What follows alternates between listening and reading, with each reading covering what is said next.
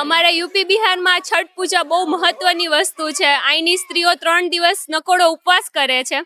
પ્લસમાં આજે અમારે ધરવાની હોય જેટલા ફ્રૂટ્સ આ સિઝનમાં અવેલેબલ હોય, જેટલા વેજીટેબલ્સ અવેલેબલ હોય, બધું આ એક સૂપ ઉપર રાખી અને સૂર્યદેવને ધરવાનું હોય.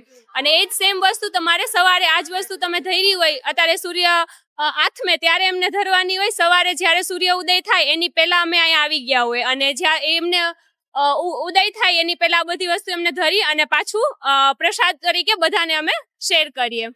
અને આ શેરડીનું મહત્વ એ છે કે જેની માનતા હોય, જે માતાને એમ કહેતા હોય કે અમારી આ મનોકામના છે, આ અમારી માનતા છે, પૂરી કરો, એ લોકો શેરડી બી રાખે ને એમાં સાડી બી બાંધે.